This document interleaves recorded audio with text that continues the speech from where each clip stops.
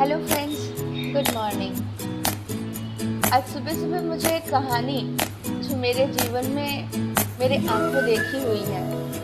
दोस्तों, मैंने एक कर्मफल के सिद्धांत के ऊपर किताब लिख रही थी पिछले साल। बुक में मैंने एक अपने आंखों देखी मेरे जीवन की कहानी मैंने लिखा था।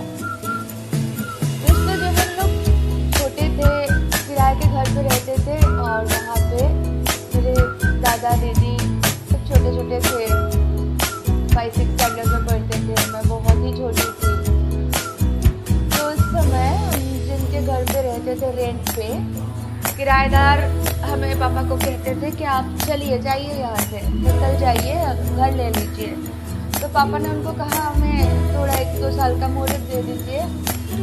तो उसके बाद कोर्ट केस भी उन्होंने कर दिया पापा को। अकॉर्डिंग टू वैसे क्या बोलते हैं, वकील करना पड़ा, केसेस चलने लगे 3-4 साल। तो वैसे ही निकलने लगे, तब तक हमारे जो घर बंगलो बन रहे थे वो भी कंप्लीट हो गया।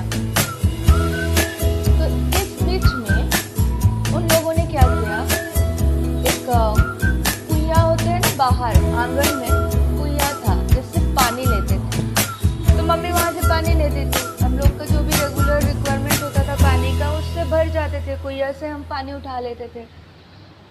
तो उन लोगों ने क्या किया, वो मौसा जो थे वहाँ पे लॉक लगाया।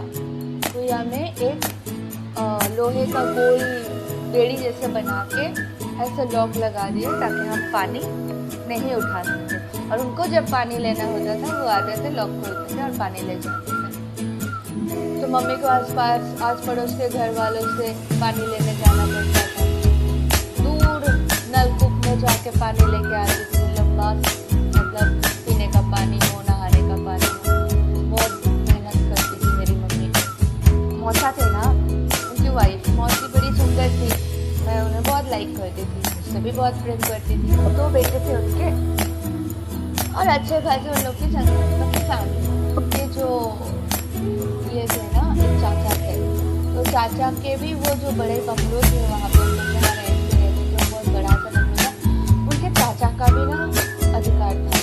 पर इन लोगों ने झूठी बात करके या कुछ भी कह के उनको उनके अधिकार से निकाल दिया, उनसे सारे प्रॉपर्टी ना लिखवा लिए और ये लोग ही रहते थे। और चाचा को कहीं मतलब निकाल दिए घर से, कहीं चले गए थे।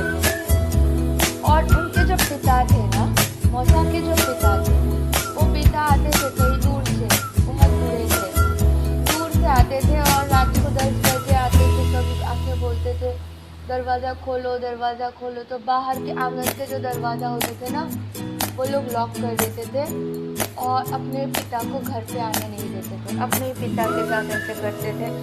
मैं बहुत ही छोटी थी लेकिन समझती थी और बहुत बुरा महसूस करती थी।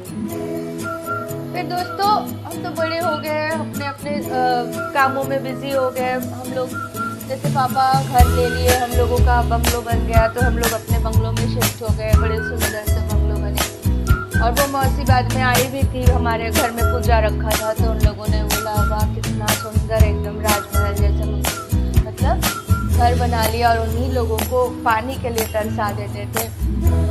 ऐसे ऐसे उन लोगों ने रियलाइज़ किया। उसके बाद दोस्तों, 10 साल पहले मौसी है ना, उनके बड़े बेटे हार्डली 40-45 ईयर्स के होंगे, उनकी देहांत हो गई। और उसके बाद दूसरे साल कैंसर से उनके दूसरे पुत्र का भी डेथ हो गया।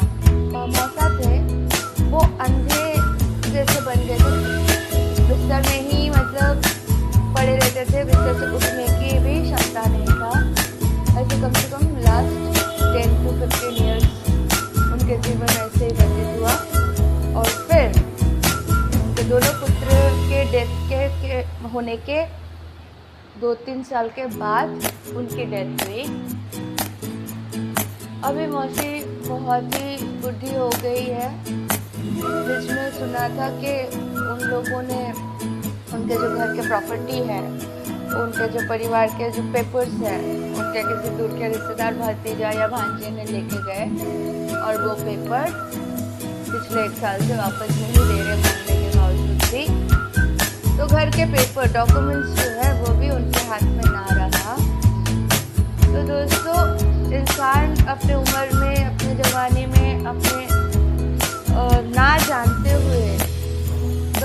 पे गलती, न जाने क्या क्या गलती कर जाते हैं, लेकिन इस जन्म में उसे भुगतना ज़रूर होता है।